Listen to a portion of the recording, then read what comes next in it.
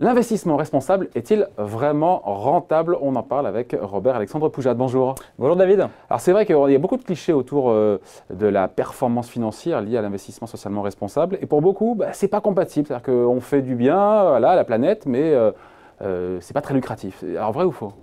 Alors c'est faux, c'est compatible, c'est complètement compatible. C'est un cliché qui est un petit peu la vie dure. Aujourd'hui, c'est complètement compatible.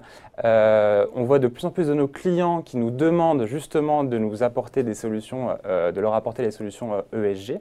Donc ça, c'est clairement aujourd'hui quelque chose sur lequel il y a un alignement un peu des planètes. Les gens veulent à la fois avoir une performance environnementale, sociale, gouvernance et à la fois une performance financière. Et ce qu'on voit, c'est que les études académiques nous montrent qu'aujourd'hui, c'est bien le cas. Il y a une valeur ajoutée à avoir de l'investissement. C'est payant, pardon, je coupe, c'est payant sur le plan financier. Oui, c'est payant puisqu'en fait, l'intégration de critères ESG va vraiment prendre en compte ces risques qui sont aujourd'hui peut-être un peu méconnus. Alors, il y a des risques qui sont connus aujourd'hui. Le risque carbone, c'est quelque chose dont on parle énormément puisque le défi climatique est immense. Mais il y a d'autres risques ESG qui existent, donc des risques par exemple sur la déforestation. On voit que la France a une stratégie nationale de lutte contre la déforestation. Ça, c'est un risque réglementaire qui est en train aujourd'hui d'arriver.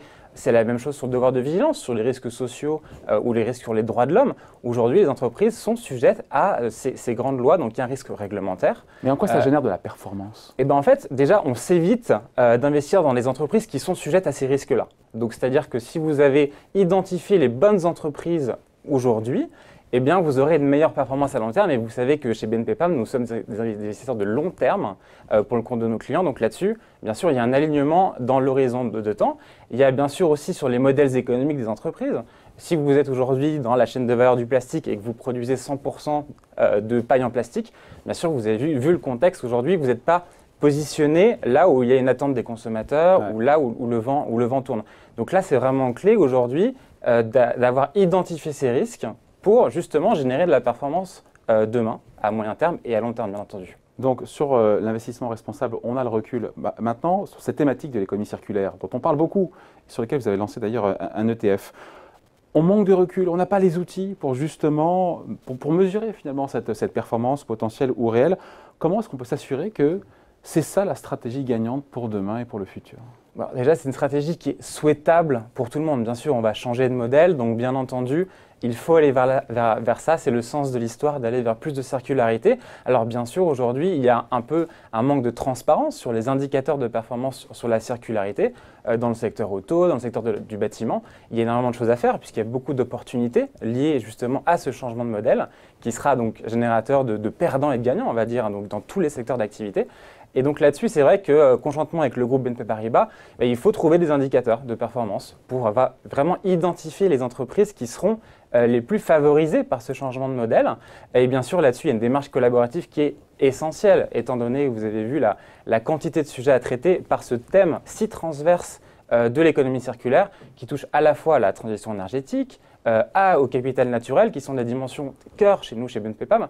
Donc là-dessus, on va vraiment devoir travailler tous ensemble avec des partenaires de place comme la Fondation Ellen MacArthur, et c'est ce qu'on fait, avec les entreprises, avec les consommateurs, pour arriver à avoir des indicateurs et identifier les entreprises qui seront qui vont le plus bénéficier de ce changement de modèle. Via l'éco-conception, par exemple, l'économie du partage.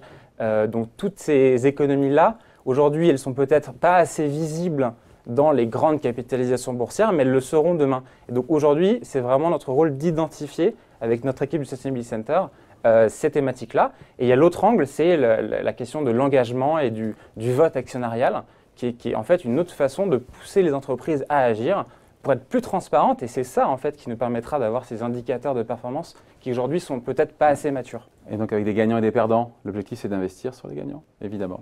Bien sûr. Merci pour ces commentaires signés Robert-Alexandre Poujade. Merci. Merci, David.